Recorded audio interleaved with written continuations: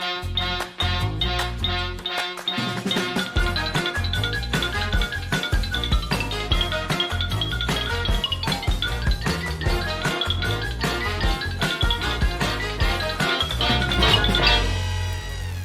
everyone, and welcome to this week's episode of your weekly therapy podcast. My name is Tell Williams, or Mr. Williams Pre-K on social media. I am a therapist, a teacher, a social worker, and over here we have... I'm Anne-Marie DiPietro, and I'm still a nurse practitioner. Still doing it. Still got it.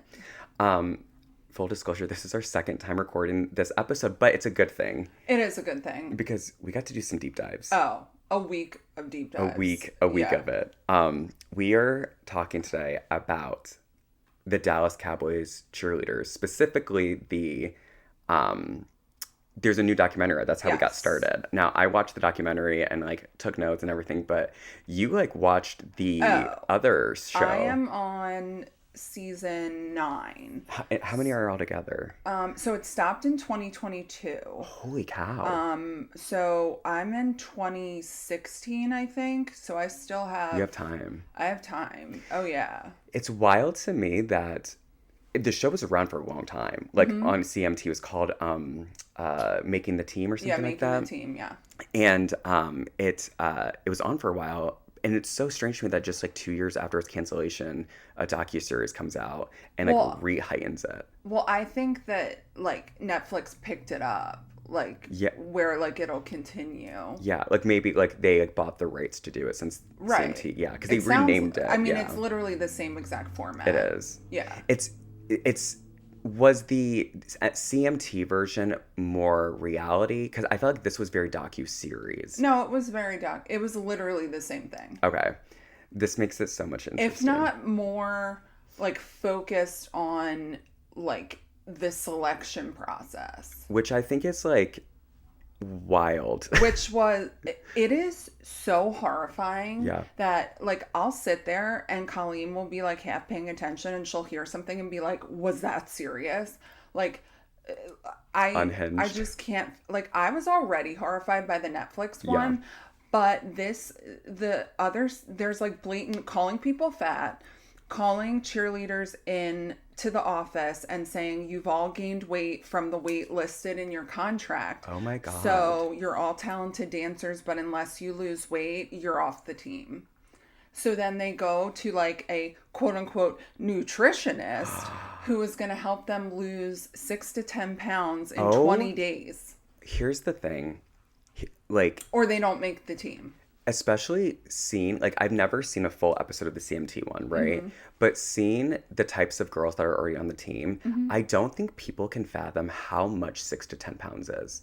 I know. You know what I mean? Because, people, when they, I think The Biggest Loser, the TV show on, was it NBC, fucked people up because, when you're, it was unhealthy, but when you're seeing someone who has an excess amount of weight lose 6 to 10 pounds and you don't see it immediately, that makes you think 6 to 10 pounds isn't a lot. Right. That's a lot of weight for someone who's already it's 10% of their body weight. It's detrimental. Oh my God, yeah. And I was just shocked that I mean, back then, I don't know.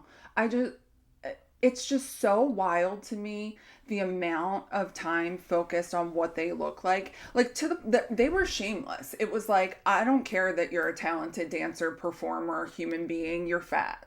That's insane to me.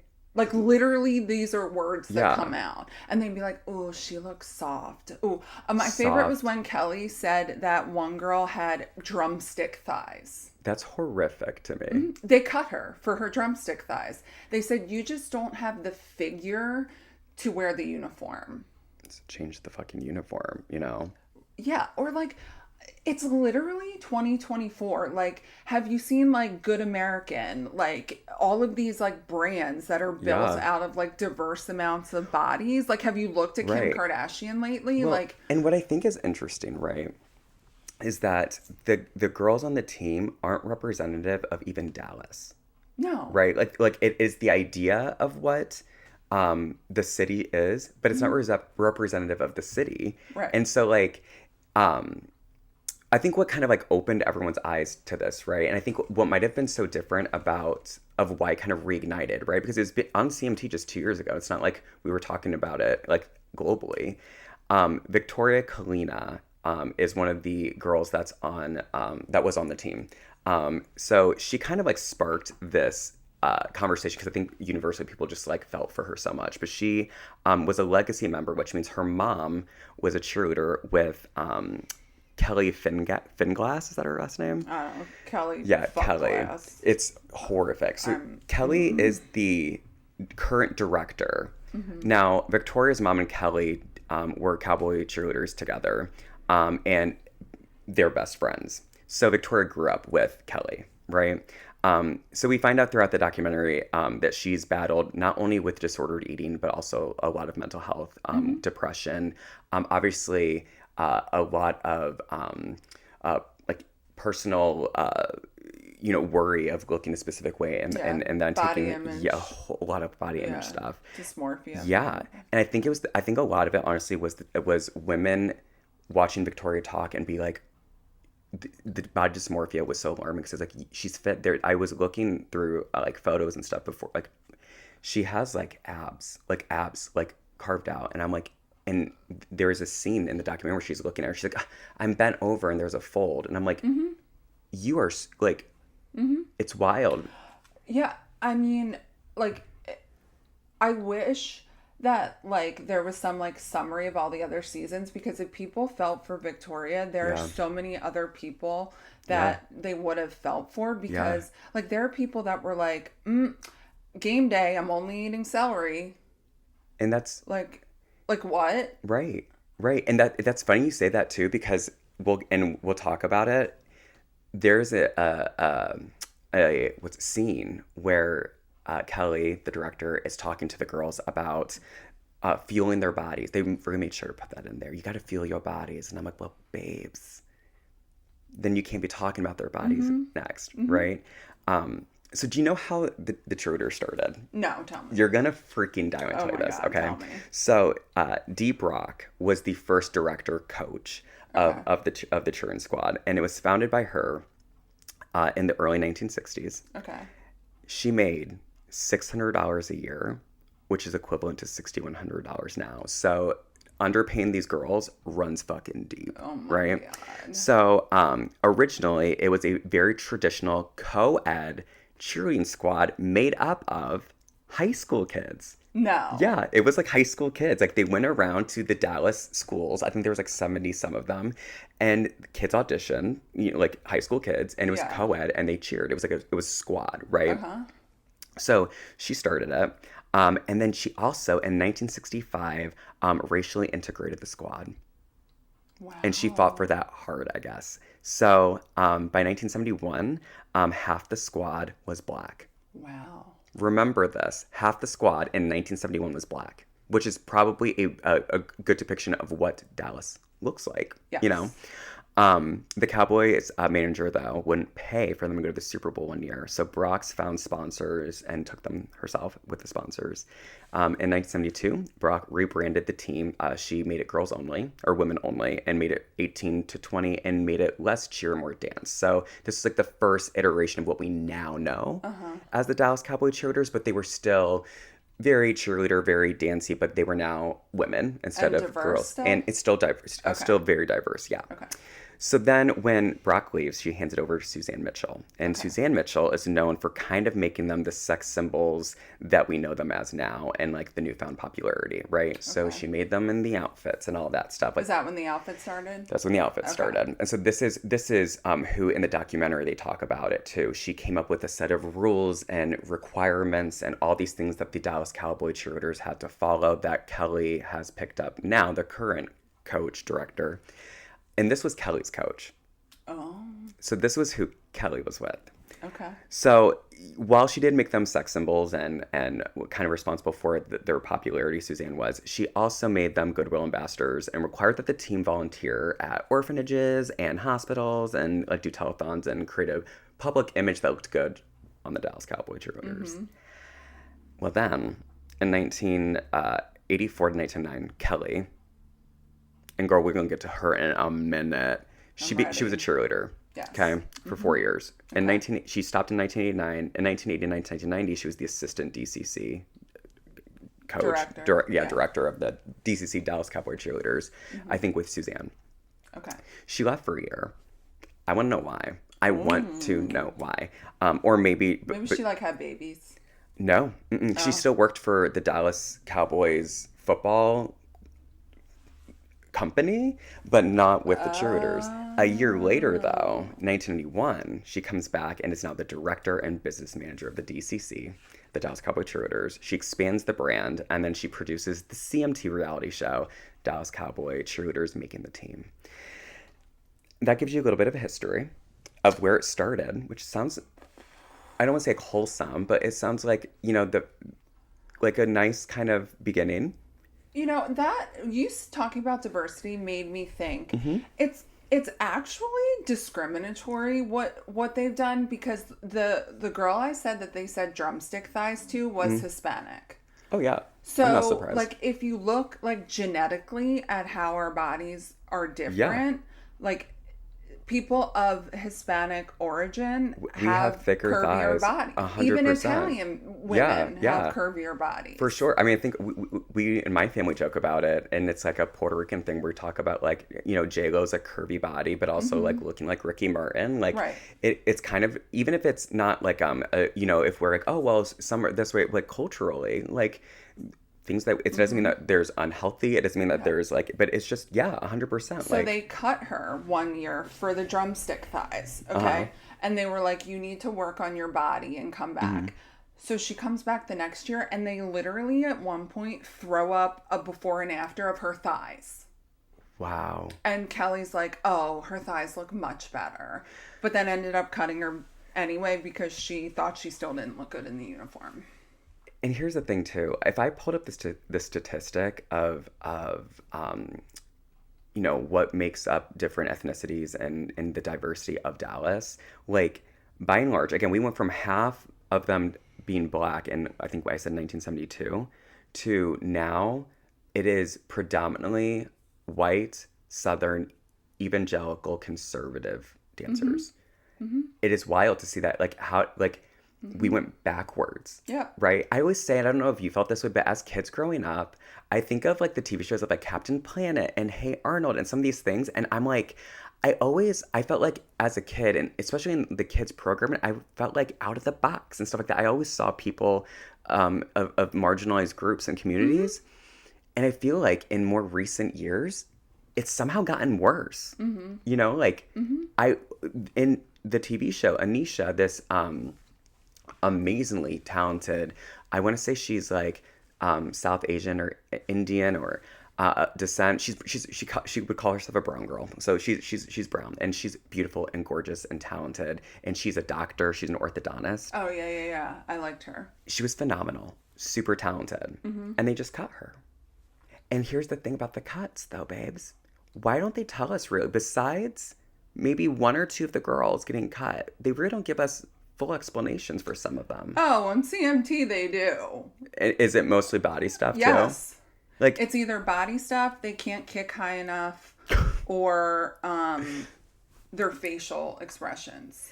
They're like blatant. Like when I tell you that there is so much of a perseveration on weight, like, it's outrageous. And I sent you that quote last night from Kelly being like, we don't talk about weight. It's just like a thing that, you know, they have to like do on their own. And we don't talk about, I'm like, cause you've spent the last fucking 20 years talking about weight. And is that why? And they still found ways to, I think some of it's probably because, like, I think Victoria left, she tried out once, didn't make it, tried out a second time, made it, left for a year then, and then came back to get herself healthy because of her disordered eating. She, in the documentary, trigger warning for disordered eating, she talks about how she'd be very depressed, and to fill that void, she would do what a lot of people with some disordered eating, she would binge, but then she would also purge. And it got really, really, really unhealthy for her. And so for Kelly, supposed to be some kind of like aunt to Victoria and stuff like that, like, the idea of we don't talk about we don't essentially, here's the thing. I think she meant we don't call them fat to their face because they talked about their bodies. Yeah. Oh, for sure. They talked about like for sure in the most random ways. They didn't talk to them about it. 100%. I think that like as much as the documentary did show some stuff, and I think they were kind of giving us a wink of like, hey, look at this. Like at one point, because she can't even say, I'm calling bullshit about talking about the bodies because there's one specific scene where she talks about the distance of the belly button that a girl had between the belly button and the top hem of her shorts, and that it needed to be like what exactly 2.5, and everyone else's and hers is like this huge difference. And I'm like, you are finding things for people to be self-conscious about that they probably never were. Like, it literally reminds me of, like, sorority hazing. Yes. When they would, like, draw on them. Yeah. Like, I wouldn't be surprised if, like, Kelly drew on them at some point and was like, this is what you have to fix. And that pressure, right? Because I'm so sick of seeing the narrative online of them being like, well, they know what they signed up for. Bullshit. They want to be a Dallas Cowboys cheerleader or a cheerleader, and inherently that doesn't have to be toxic. And I don't want to hear about, well, the shorts are short and their boobs are out. Let them have their fucking boobs out. I don't care. Right. Like, let them do it in a way that makes them feel good. Get a new uniform. 100%. Like, what the fuck, bro? Like, first of all, it can't be comfortable to dance in those fucking boots. Oh, I cannot imagine. I can't imagine. Oh, no. I mean, listen, I did Footloose the musical, and I had to wear cowboy boots for it. And literally, when we took, like, these are cowboy boots. Right. Baby, cowboy boots aren't something comfortable to walk around in. Right. My feet were bleeding. I can't imagine running on turf in that. One of my best friends was the Blue Sapphire at Penn State, which is the, like, feature twirler. It's, like, a huge deal. It's like the Nittany Lion and the Blue Sapphire. Every year, she got a new costume because, like, that's fun. You know what I mean? Like, they were all sparkly. They were all blingy. I designed the last one. She actually wore it 2 years in a row because it was amazing. It was, like, sheer, but it had this, like, big Nittany Lion on the side that, like, looked like a tattoo. Yeah. But it wasn't. Anyway, it was awesome. But, like, people liked that the costumes were varied. But it was still, like, Penn State. And you can vary the costume without changing the idea behind it, right? Like, there was a young woman, again, because we're talking about bodies, we're not talking about their body, we're talking about them talking about Ari was a super talented dancer, and apparently she'd been there twice. This was her second time, and she makes it all the way to the night before they cast their performers, their cheerleaders, okay? They're only cutting 2 more people. There's talks about how talented she is, that she's a phenomenal dancer, that she's a phenomenal performer. She's gorgeous. She's all these things. And the manager of the Dallas Cowboy team, you know, says, his daughter says, she's too short. The night before, okay, only 2 girls are getting cut. They cut her even though she clearly should have been on the team. That Kelly even kind of was like, well, I really like want her on, but then also didn't have like the goals to be like, no, she's on the team. And so as they're walking away, she's like, well, maybe we add a height requirement from now on. Yet no shit. You put her through 2 years of this. They cut her. She's now a cheerleader for the Miami Dolphins. Of course she is. And I was looking at her, I was like, I'm glad that she has the success. Their outfit is way more representative of what competitive cheerleaders wear. It's high-waisted. It's like a crop top, but it's like a tank. But like it shows it's like athletic. Yeah, you know what I mean. The Eagles cheerleaders is too. 100%. Yeah, and like I think what's like so hard for me to wrap my mind around is like these Dallas Cowboy cheerleaders have low-rise, skin-tight white briefs essentially that also have, if you've ever been in theater or performed or danced, then they have these sheer tights that they wear under those that they pinch you. So any kind of, if you have any ounce of anything other than straight muscle, under which we all do, it creates like a little bit of a bulge. And so they have to wear those underneath it, which is going to even further create issue. And then these ugly cute tops if you're going out to dinner in Dallas, but to cheer it's like this tied thing here with like flume sleeves. Yeah, I'm like, these girls, like, you're telling them they gotta look this way, this way, this way, and then you're covering up their arms, which shows like their strength. Did in the Netflix one, did they talk about their their like show team at all? No. Okay, so I'm assuming they still have this, but Okay. every year they, in addition to the who made the actual team of 36, they had a team of like 15 Okay. that would go like perform at places. So like the way I saw it was like those 15 are the ones that can actually dance. And then everyone else, we don't give a shit whether they can dance or not. We just want them to look good. Yeah. Because really everyone should be able to go and do that. For sure. And here's the thing that's so, like, and this is why there's so much discrepancy. First, I will say, the NFL, like, the NFL as a league horrifically underpays the cheerleaders or puts in stipulations or things to have them paid well. The Dallas Cowboys Cheerleaders does pay, and I'm going to tell you what they make, does apparently pay more than most other teams. I can't believe that. Usually an NFL cheerleader on average makes $125 a game. The Dallas Cowboys cheerleaders make $500.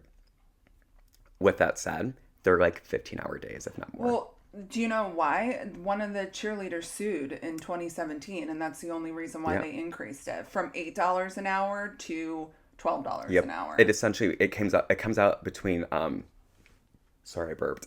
Between about $12 to $20 an hour, depending on how long the game is. But it's a flat fee of that. Their practices, they make between 15 to 20 per.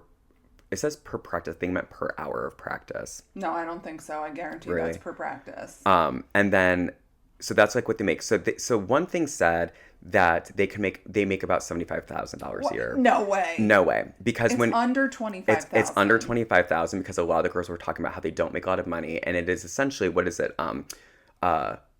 Full-time commitment for part-time pay. Right. Because they're expected to do full-time jobs. Most of them do full-time, or they have to do part-time jobs because... Yeah, and the girls have said, like, I could work a retail job and make more money than I make doing this. One of them said that they, like, altogether, they were working about 40 hours a week, but they're not making that. And that, like, there's no obligation, and I hate when organizations do this. There's no obligation to do any of the, what's it called, like when the girls go to like the like outreach events. Yeah, like outreach or like meet and greets. There's no obligation you don't have to do that, okay? If you can go, great. I don't remember them talking about being able to get paid. I'm sure they get something for it, like 75, I don't know.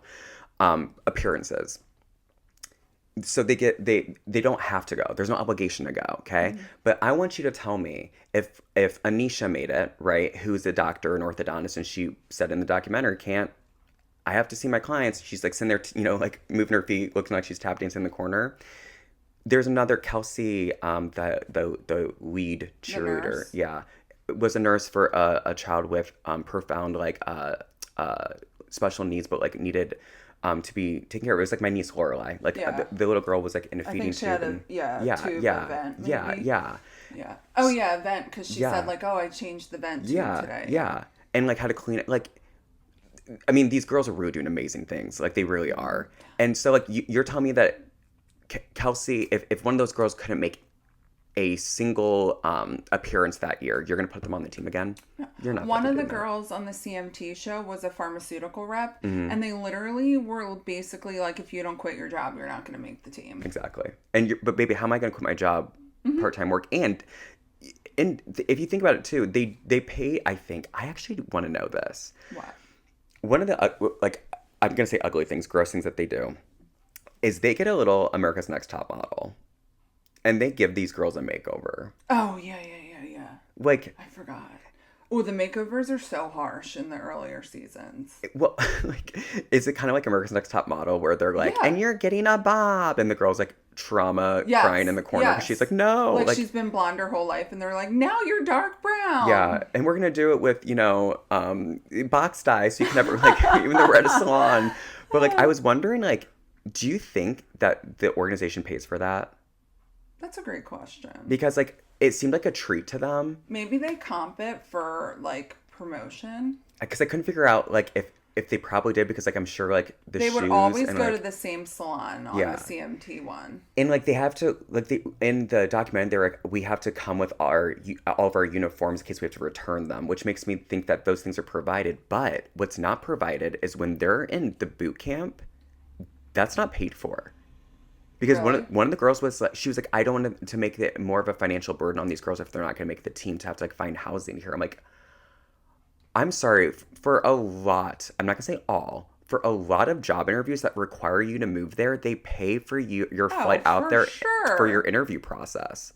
Absolutely. And That's usually wild. housing. Oh, 100%. Like, if you get the job, usually there's like a stipend, and if not a stipend, then they'll give you a better thing of benefits or whatever it Right. is.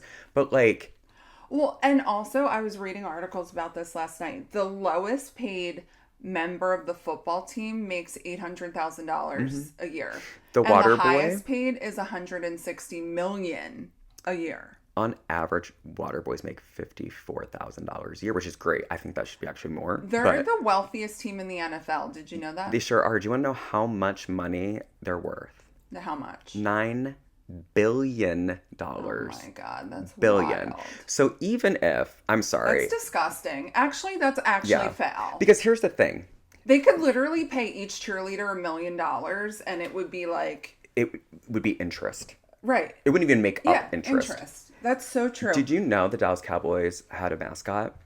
No. I didn't fucking either, because you know why? Because we think of the Dallas Cowboy Cheerleaders. So What the fuck's their mascot? I don't remember. Some cowboy. It's like in one of like the mascot, like big head thingies. But like Oh.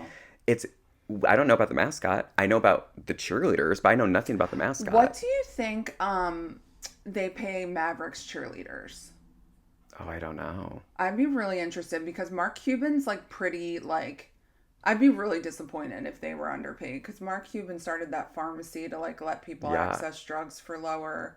Look it up. And see how much Mavericks cheerleaders make. We're gonna be like gooped and gagged if it's I'm gonna not. be really upset with Mark Cuban. I feel like he's a billionaire too, so that's like a good like... Well, I will say everyone who probably owns they make between $49,000 and $91,000 a year. Thank you, Mark base Cuban. salary. Thank you, Mark And then they Cuban. can get additional pay. Oh, Mark Cuban. Yeah. He's just a gem. And like, here's the thing: if let's say Kelsey, the like lead cheerleader, I don't remember what they call them, but it's like the one people go to. There's an issue, and she seemed so fucking sweet. So like, I'm not anything against her, but even if she made 75,000, or I have an issue with like, we're going to give you a very small amount. And if you want more, you have to work super, super hard for it. You know what I mean? Like, I'll come to an appearance. What's the owner's daughter's name again? Oh, God. Charlotte?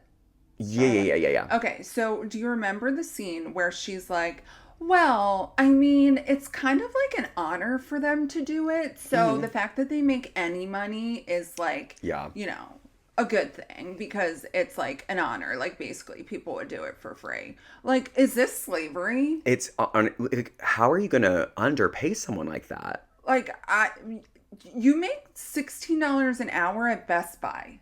Yeah.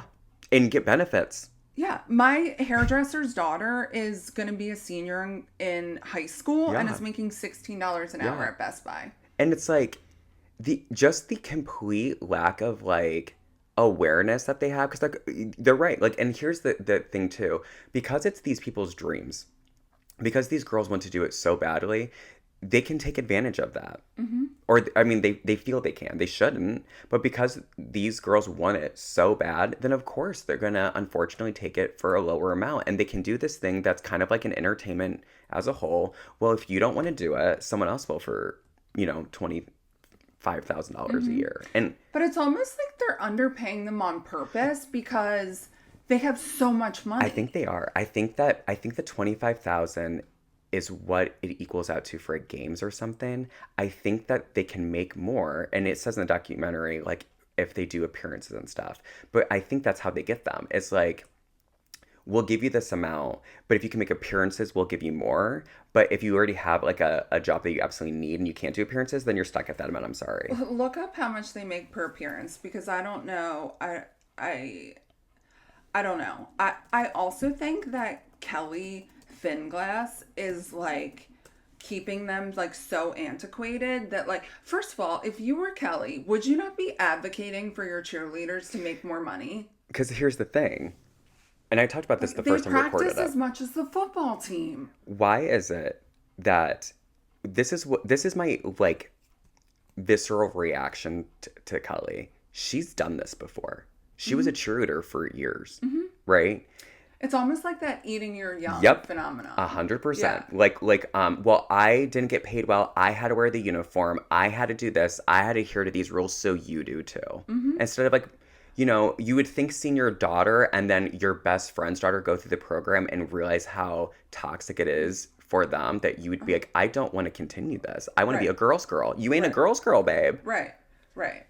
And I'm also like, it makes me like so bitter where I'm like, at what point in your life did you allow yourself to like not be the body type that you expect these girls to be? Because listen, sister, you're not.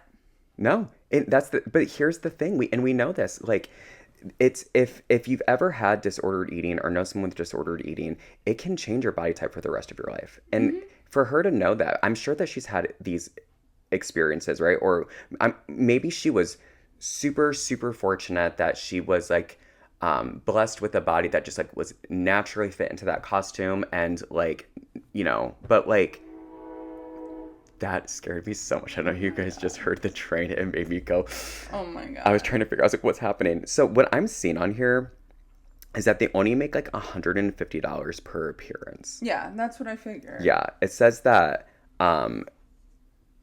yeah, hold on. It says the industry is worth $7.25 million, and people are, why can't they pay them just a little bit more? But yeah, it looks like it's $125 an appearance. Which, here's the issue I have with this: you are selling them, right? Like I had this issue when I was on tour, right? When I was touring, that like it hit me that like I feel like I'm being like whored out essentially. Yeah. And when I realized what the pay discrepancy, I was like, but I'm the one up there doing that work, and I felt like people were benefiting on me as a human, and that feels, and not like the swimsuit calendar. How much do you think they make on the swimsuit calendar? Probably like a hourly rate for being there doing it, but nothing for no. Like, how much do you think this swimsuit calendar makes for the Cowboys? An obscene, but that's probably part of their charity. Oh, right. The charity work that they do. Because I'm sure that they, I don't know, maybe they donate. I don't, but again. I don't think they donate the proceeds. Of the calendar, right? It's probably a fundraiser for them. If they donate it, they should donate it to the cheerleaders. Right. My guess is that that's like their bake sale. Like how, you know, like this is how we afford our poms. Like, Stop. But like, but did you see, wait. Oh gosh. I don't know. They showed a clip of it. And it was from the CMT show. Yeah. They are talking to a girl who wants to be on the squad, and they like go through her social media, and they show a picture of her it looks like she was at an ABC party. Have you ever heard an all but clothes? So you wear clothes. It's just, I love those. Not traditional clothes. You wear like, I used to wear lampshades as a bra. Right, like you like wear a trash bag, or like this a blanket or a toga, or you find something that's clothes that you can make into clothes. She's wearing caution tape, and like all over her, like a tube dress. People do that all the time. And Kelly shows her that, and I was like, "You're shitting me," because she's like, "What is this? What, like you're wearing this outfit, baby?" Again, I'm not shaming. I'm never gonna shame someone for wanting to.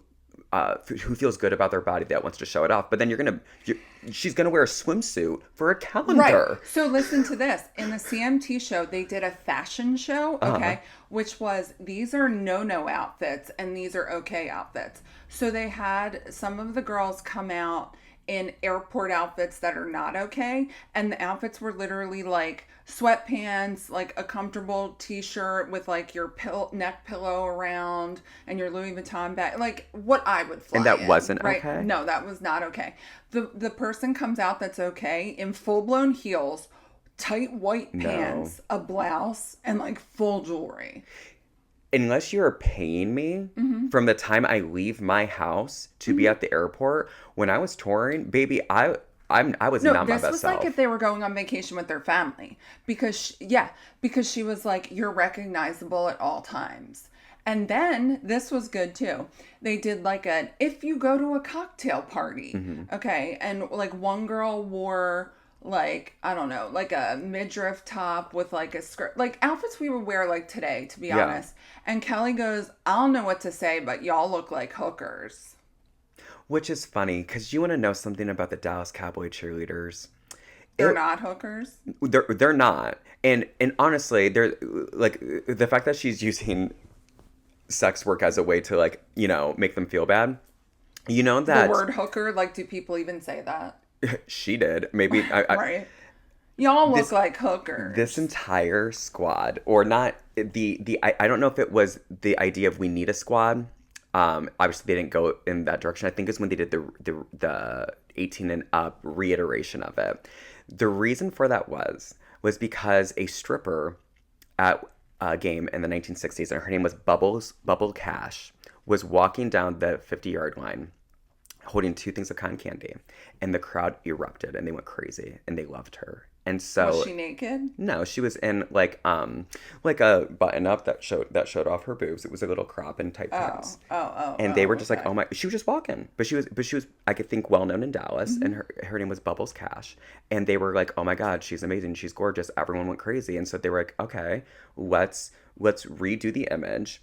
Let's get rid of the high school kids and do like a more adult image of this woman. So the fact that, Kelly, did you not know that this was built on Bubbles Cash, who was she was a stripper, she was a sex worker? Like, the uniforms are skimpy, so if you want to associate like such a horrific word like hooker with like having an exposed midriff, like, have you seen the costume that you literally base like 90% of your decisions on? Right. It's like the fact that she's and using it, and like, because hooker is such a derogatory word of her to be like, oh, they look like hookers. It's like, Kelly, you like the disconnect of like, I promise you, because you're right, like it's such a cute look to have a monochromatic like I see a lot of girls wear. I'm like, you girl, pop off. It's like a monochromatic like sweat like outfit, and it's like a crop top, and it's like baggy, and they look so cute. And I can guarantee you that if a cheerleader went to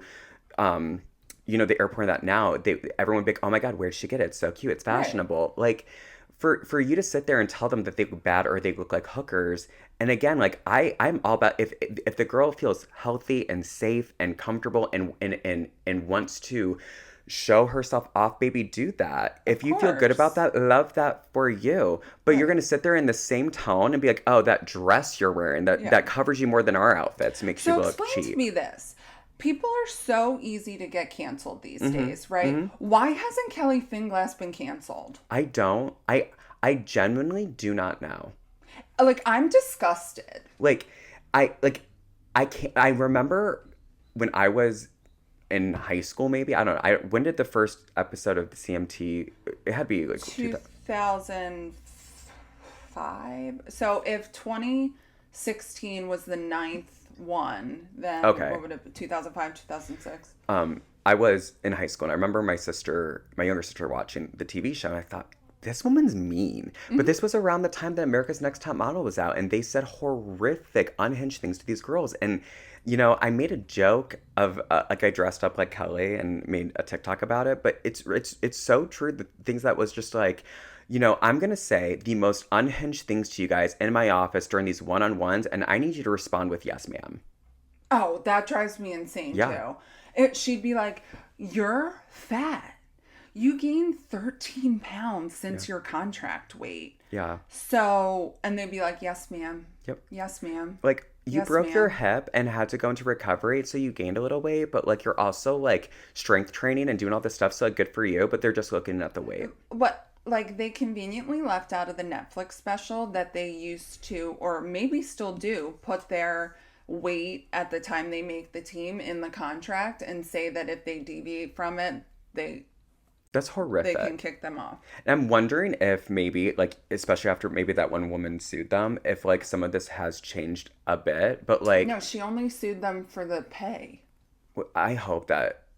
I would be very interested in hearing what is currently happening. I truly don't know how everyone that's ever been on that squad didn't have disordered eating. The only thing I can think of is those people who just have like a naturally fast metabolism and can just like not do it. But like otherwise you have to have disordered eating to even like conform to the standards. One of the girls was saying that, and I think this is a big thing too, is because you also have to think to yourself, like, can you achieve that body in a way that's not disordered eating, but in a way that would be,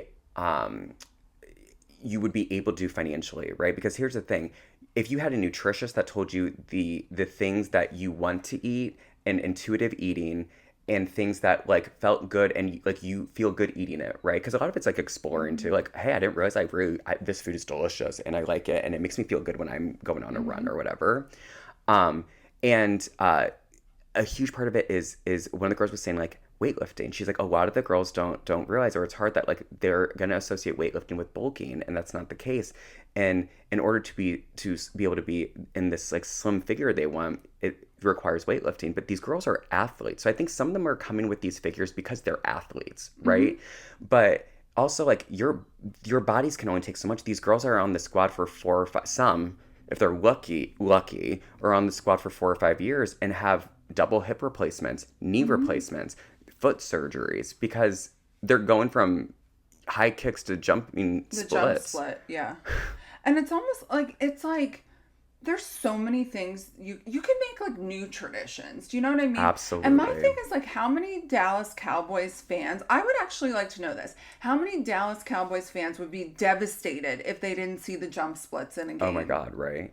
Would they care? And I would Probably love not. to survey Dallas Cowboys fans and say like, would you like to see a curvy cheerleader? I can guarantee you, like, majority of them would be like, absolutely. Right. So it fucking drives me insane Yeah. that this woman is continuing to perpetuate this like antiquated stereotype. Yeah. Why? Because she hates.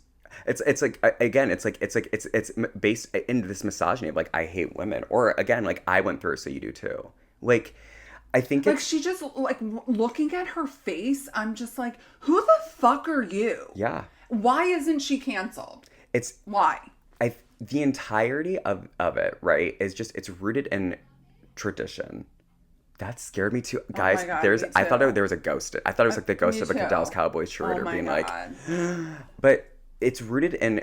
It's tradition, right? That's what it's rooted in. So it's like, it's so easy to continue this toxic narrative of like, well, that's just how it is here. Like, it needs challenged. I mean, we used to have like segregation and like, right. you know. We used to give women lobotomies. Right, like, right. Like, should we keep doing all of that? Right. Like, I literally read an article from, what was it, like E! News or something? And it was like, just like Kelly Finglas, just like talking like everything fine. Like, E! News, why are you condoning this?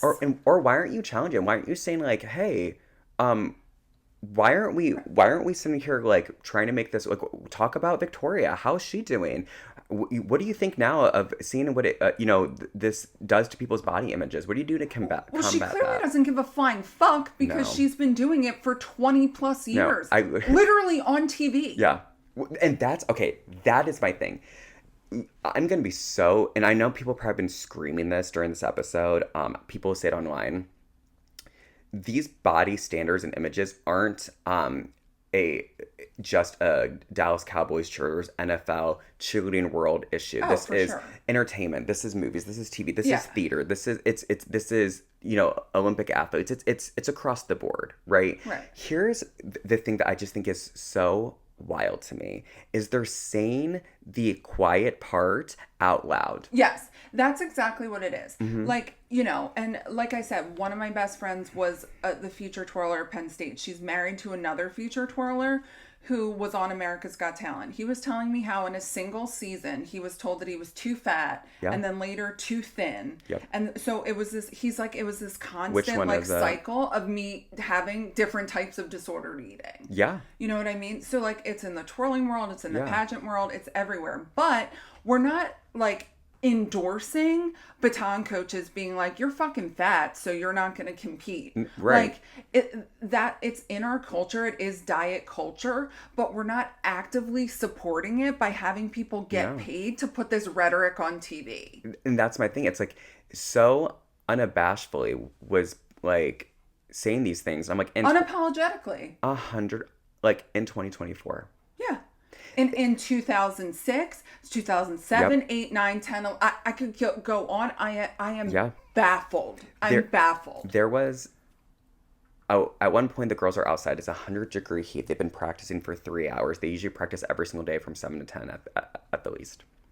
This isn't boot camp. Boot camp's like it seemed like it was all day every day, but 7 to 10 in the heat. Kelly kept going, I keep looking, it's not 100 degrees. And I was like, it's okay.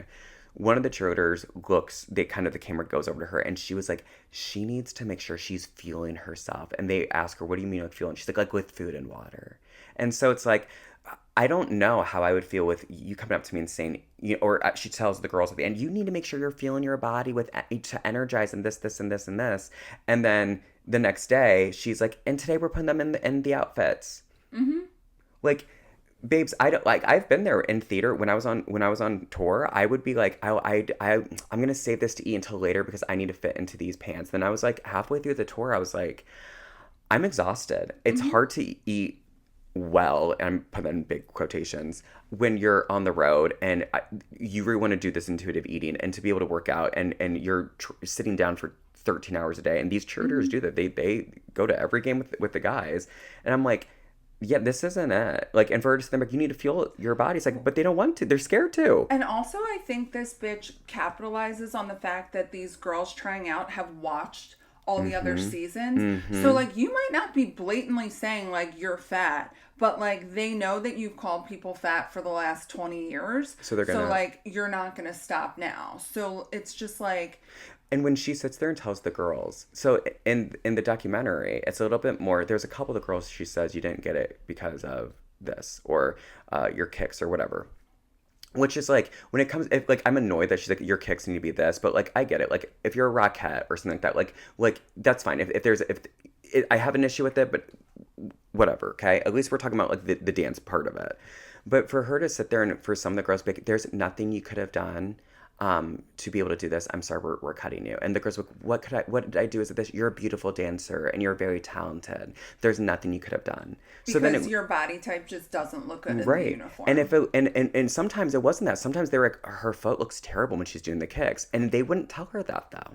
They would say, they would sit there and say, it's not for you. And can I come back next year? Well, that's different. That's what I'm saying, but that's fucked. Different. Because when you're sitting there, like in the docuseries, they were more ambiguous to the girls of like why you're getting cut, you're getting cut. Maybe because of cancel culture, but like she's still not being canceled. But that's not the cancel culture because it's in the documentary. It's just not told to the girls. Yeah, that's true. So she's like, Ari's too short to be on this. Ari asked what she could do better. She's like, there's nothing you could have done. Ari's gonna see the fucking docuseries of you saying she's too short. Like, how? I can't get past that she hasn't been canceled. I cannot get past it. They canceled Tyra Banks. Right. Like, we really did. We sat there and we're like, oh, I can't believe she'd say this. And she did this to the girls. And they did this, this, and this. You know, like, 20 years ago, Tyra Banks, blah, blah, blah, blah, blah, blah, blah. Like, sure. Because it was unhinged. She's doing nothing different than what Tyra Banks did. The only difference between her... Worse. The only difference between her and Tyra Banks is black. I can guarantee you, she's a black woman, so they thought, oh, we can, Tyra Banks is more notable and has more notoriety if like she was on a major network. Yeah, so that's why they did it. But because again, it's tradition in the Dallas Cowboys cheerleaders to have them look this way and wear this outfit and this and this. They can sweep it under the rug of just traditionalism. Here's a great example. Sororities and fraternities have hazed since the dawn of time. Yep. Right? And people used to say, like, it's tradition, it's tradition, it's tradition. And then people fucking died. And now we have houses being ripped away from sororities and fraternities, and schools having no Greek life because they couldn't abide to the new rules. We have so many rules now in the National Panhellenic Council and the Interfraternity Council, like, where people actually don't haze now. There are people that still haze. 100%. Trust me. There are Kelly Finn glasses in sororities everywhere. But that would be like me saying, like, we're still gonna haze because we've always hazed, and like you got hazed, so I'm gonna get hazed. That is exactly and it, you're gonna though. get hazed, and you're gonna get hazed. Like, it is asinine. It is like a toxic sorority. Mm-hmm. You know what I mean? Like, it's like, well, I did this, so you do this. And the thing is, too, if you watch it, I think the most heartbreaking thing is a lot of the girls, at least in the docuseries, it's almost like something clicked. Mm-hmm. And I think a lot of difference happened after COVID. Like, you can, like, I just feels like, or, you know, when they saw someone struggle or when there was a time off, they're like, wait a minute. Like, this is kind of fucked. There was one season where one of the girls, like, left the team, and they said she was going to, quote unquote, take care of herself. Was that Victoria? No. Oh. It was, like, earlier in the seasons. They insinuated it was a mental health thing, but I'm sure. Who knows if it was like an eating disorder or whatever. Like, and Kelly Finglass was like crying. I'm like, but really, like, here's really? The thing. That like you're perpetuating it. You know what I mean? Like, I have a difficult time, and I don't know how I'd feel. She's not even perpetuating it. She created it and is maintaining it. Like you. And again, for someone who probably experienced that explicitly, you know what I mean? And there's things like, someone was talking about, and that one of the girls on the team was, like, assaulted by a cameraman. He, like, groped her. And, like, you can almost see, I could be very wrong, and I don't want to put anything, but there was, like, this moment of, like, I would be enraged. Like, people like Kelly, like, took care of those girls, and she was so upset. Someone else goes, I think she was doing it because it was TV. Because, like, that also doesn't make I don't think it makes the cheer squad look bad at all. I think it's amazing for young women and girls to see that. But I think that it also gives this idea, like, when men are taking pictures with the girls, they give them a football to hold because they cannot, under any circumstance, touch those women. Right. You know what I mean? Right. And so I'm like, I'm glad those protections are there. You know, but like, and you know, but also we're basically like stamping objectification of women. Like, yeah, they are so tempting that hands can't be near them. Yeah, right. Like, that's actually disgusting. Like, and like, I think, like, as like, if again, I ask the cheerleaders what they want to. If they're like, oh, I don't mind if someone puts their arm around my shoulder, but I don't want that. I feel uncomfortable with it around my waist. Like a consent. You know what I mean? Yeah, that's a novel concept. It's like what, and if the cheerleaders are like, actually, we love that, we don't. You know, this is a reason why I like to do these because of the football. But like, it was so much like a pat on their back of like, look what we're doing. Like, the tour guide, this guy gives the tours and goes into the dressing room and like shows these three men like the where the cheerleaders get ready and stuff. Obviously the cheerleaders aren't there, and he makes a joke, and it's something along the, I mean, the entire thing, everything he's joking it is sexual, innuendo, and he was like, the Dallas Cowboys cheerleaders can't fraternize with the football players, but they can with me. Oh, they made multiple comments about that in the CMT series too. Like, that's not funny to me. Like, I think it's again, like, it's I don't know. It's it's just the skeevies come out every time. Like, oh God, dude. Like, I feel like, how can we say that we empower women, we lift women up, we support different types of women, their bodies, diversity, cultures, and we're okay with this being on TV? Like, I just feel like I want an apology from Kelly Finglass. Yeah. I want an apology from Netflix to not like have put a disclaimer on this. Like, how much do you think that's fucking triggered people with eating disorders? And that's the funny thing, is I don't remember ever seeing that. Oh, it wasn't there. I don't remember seeing it. They might have done a mental health one at the end of one of the Victoria ones, but I don't even think they did. But there really should have been a trigger warning before every single episode. Because something about weight or the way they eat or the way they look, or Shonda Rhimes would have done that. Shonda would have been like, listen. Oh, Shonda would have. Hopefully Shonda put something about this special in Grey's Anatomy. You know how she does that shit where she's like political commentary. Like, please. I think the thing that like really frustrates me about it, because you're talking about like objectification, stuff like that, is like, people are different. Some people never want to be objectified. Some people are like, there are times that like, if it's under my terms or I feel safe, like, I don't mind it.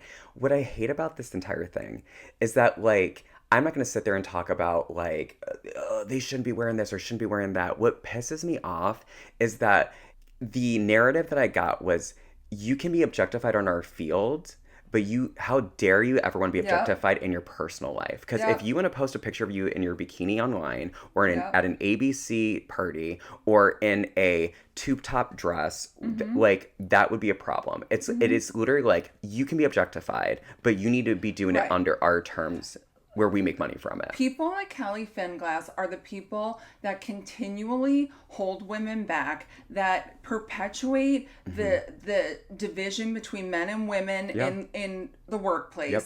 You know, she's the type of woman that would be like, oh, you have a nose piercing and like show your midriff and like have really long nails, like you can't be a nurse practitioner. Yeah. People wouldn't listen to you. Right. It's this very toxic idea of what professionalism is, because professionalism is rooted in, or like what's acceptable for women. Yeah. Women are there to cater to men, and I want to know like why we're talking about men, like cheerleaders being appealing to men. What about the lesbians? What about like anyone who's watching them? Like why are we going to and I think it's because everyone's like, oh well, you know, it's NFL and stuff like that, but like when you're looking at it and like it was like all the moms and like when they're talking about the cheerleaders and stuff and the people who go, it's a lot of women who are going to support them. Right. If you go to any cheer competition at the collegiate level, there are men, a lot of them are co-ed teams, but by and large the majority of the people are women. So it's again it's the way they're marketing it, like they are the face of the Dallas Cowboy football team. And it's only for the male gaze. GAZ, not gays. When I was it was like my first year practicing, and I was at a facility, an outpatient facility for kids, and I would wear like sweater dresses and leggings, and like heels, right? Yeah. And the supervisor of the site came to me and was like, I've noticed that men and boys are staring at you in the waiting room, so I'm gonna need you to dress like less, what word did she use? What's the word for like provocative? Provocative, yeah. I was like, in a sweater dress. This is what I said to her. I looked her in the face and I said, what about the women in the waiting room? And she was like, what do you mean? I was like, what do you mean? What do I mean? Like, come on. It's the idea of like, you know, there's always that like exposed shoulders at school. What will the boys do? It's like, maybe you teach the boys not to disrespect people like that. I remember being I'm gay, so I like to wear funky and fun clothes. I was working at, right before I started working here. And they gave me a list of you know, attire and stuff and things I couldn't wear. And I was like, oh, everyone gets this. I'm like, oh, okay, cool. And I was like, so why can't I wear shorts? And they're like, what? I was like, well, I see like women here wearing like skirts and stuff, which I love that. Like, that's great. And like but like men couldn't wear shorts. And then they're like, well, men have to wear collared shirts. I'm like, well, but I'm seeing a lot of women in like cute t-shirts or like even tank tops, and they just wear that kind of like statement necklace, the kind of thing. I'm like, so like, what if I wore like what I'm wearing today? I'm wearing slacks and a t-shirt, and they were like, this idea of challenging professionalism of what is okay and not okay for people to wear. I mean, so it's a mile long, and it was one of the few times, and this isn't the devil's advocate of being like, well, it happens to men too, because by and large it doesn't happen to men, because men do mostly never give a fuck. I mean, it's gender roles. It's really what it comes down to. It's 100% the gender roles thing, because I sat there and they were like, well, we don't know about shorts. I'm like, great, I'll start coming wearing skirts, and they're like, it doesn't say I can't wear a skirt, like, but I think it is. It's this just wild idea of what is appropriate for the women, what they want the women to wear and how they want them to be idolized and drooled over. I've been told at other jobs, I wear too many earrings that people won't respect me, that I had to take off my nails because they look trashy. And like, I would like die for my nails. I literally looked at them and I was like, I'm gonna quit. So you need to change that or I'm gonna quit. Like, and I went to HR every time and I was like, this is discriminatory. This is misogynistic. This is disgusting. Like, I'm not gonna stand for this. And they would quote unquote play devil's advocate and be like, well, what if the patients and their families aren't comfortable with it? And I said, well, they can find another provider. I've literally said that so many times. I've been like, okay, well, they'll be fine. Like That's I was, great.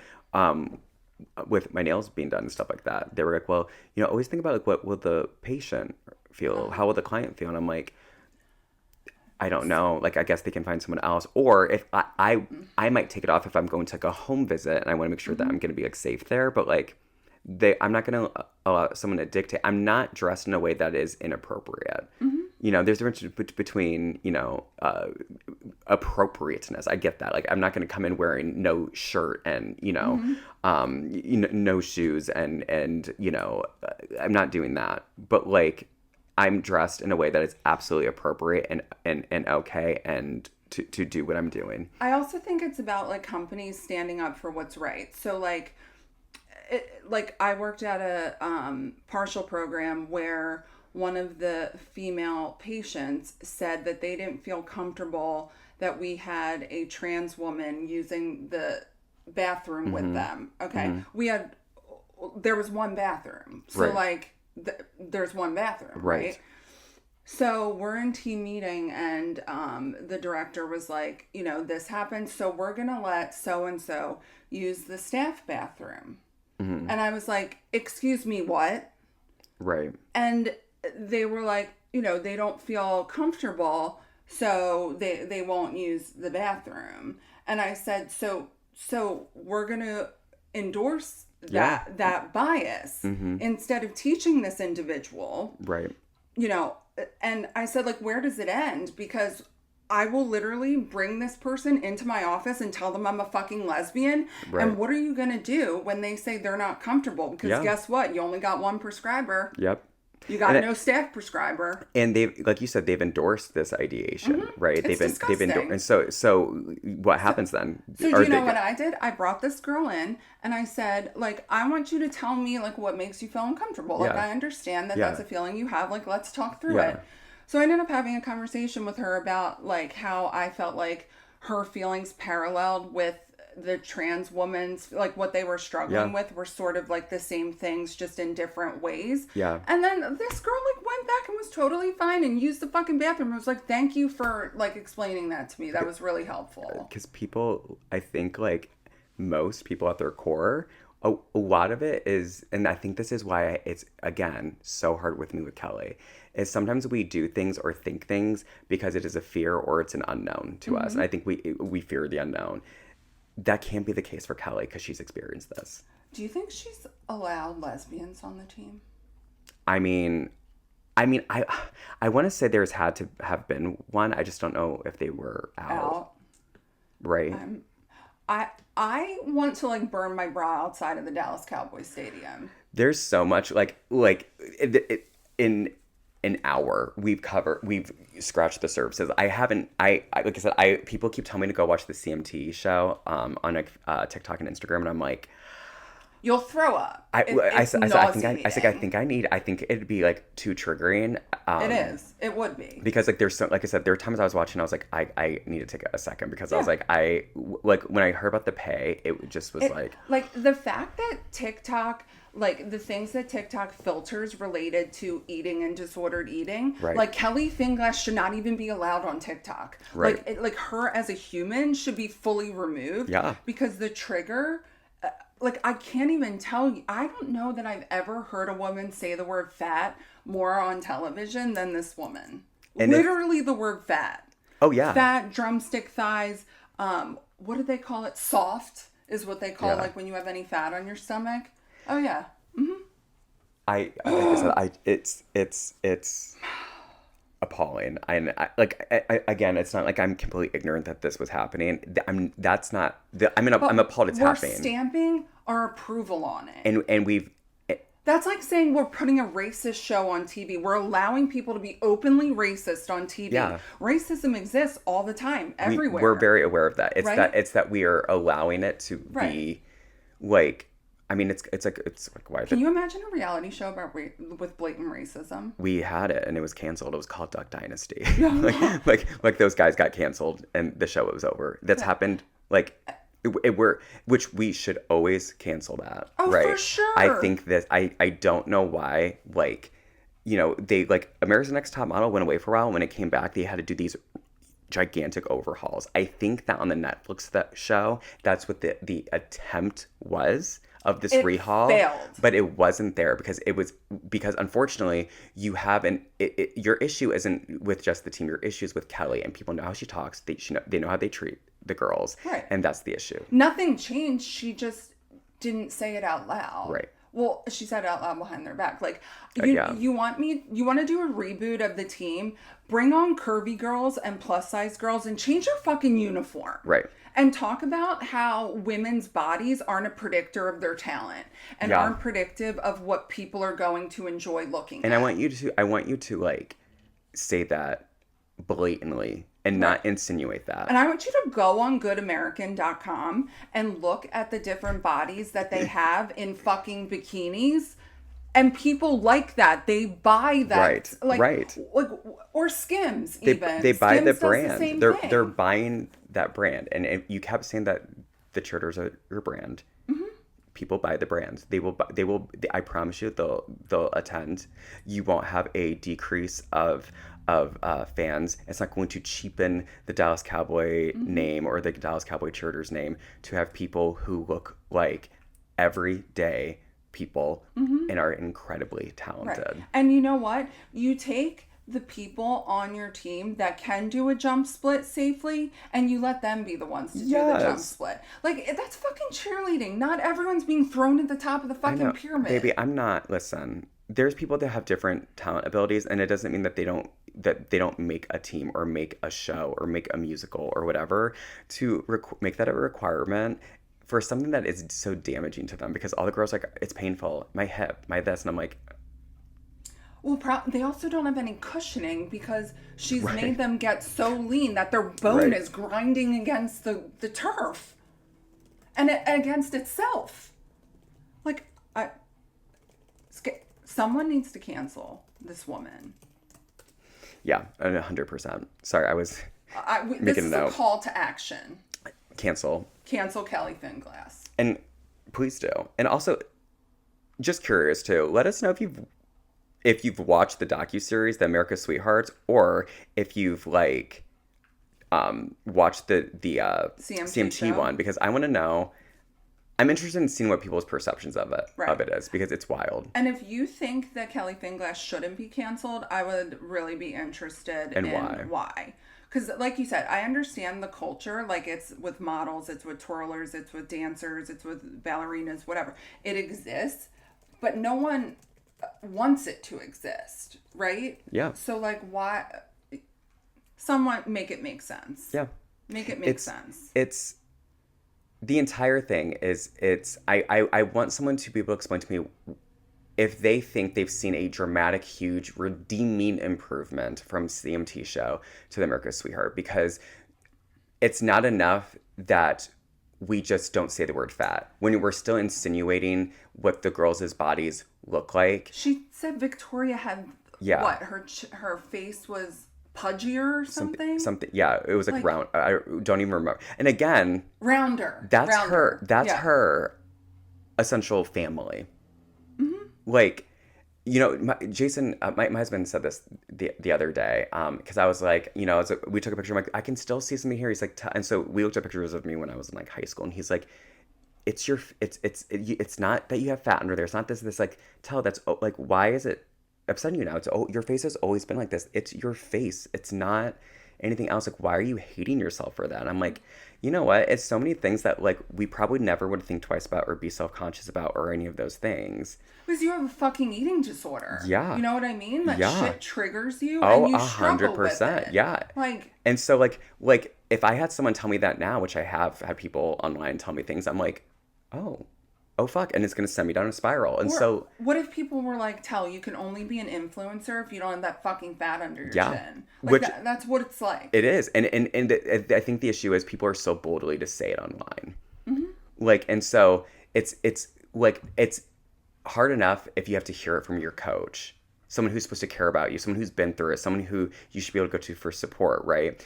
It's one thing to hear it from someone online and to be able to be like, you know what, fuck them. Yeah, but to hear it from your coach, who literally controls whether you continue to do that job or not.